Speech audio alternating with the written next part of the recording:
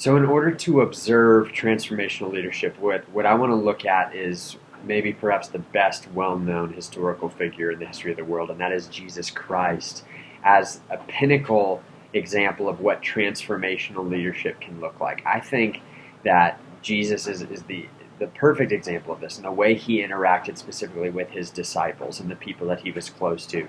I think that we see that discipleship, as was laid out for us in Scripture, is transformational leadership. And I think that the model that we just looked at on the previous page fits this perfectly. And we can look at Jesus' life and some of his interactions, and this really shows how he was a transformational leader, in the way that he modeled the way. You see, Jesus first modeled and was the role model for what he preached and what he said. He backed up everything he said, and he was the role model himself. So people really respect him, and respected him for who he was. He wasn't empty talk, but he backed everything up. And he definitely inspired a shared vision, that his vision was for the flourishing of humanity. It was about his kingdom coming to earth. It was about the good news that a new king, that God was here to reign on earth. And it was this new vision that transcended people. It transcended race and gender and ethnicity and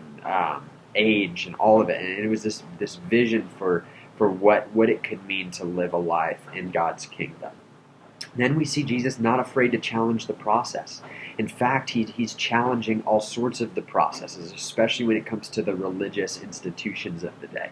Jesus is constantly asking these questions that challenge underlying assumptions that the religious leaders had, and he's empowering then his disciples to challenge that. He's giving them power to raise up and live this life that's different. He's empowering them and inspiring them on the inside to want to be different, to want to grow, to want to live a life of purpose and meaning, to have a higher morality and higher standards than they would before. Jesus isn't motivating them by like an extrinsic reward or a threat. He's inspiring them. Their heart is being transformed in this process. And you see that as Jesus offers encouragement often. Like I think of Peter, and from when Jesus first called him as a fisherman to his process where now he's preaching at Pentecost to everybody. And the way that he's grown as a man and as a leader, so much of that came from Jesus' encouragement and speaking to him the truth in love to his heart and where he was at as a man,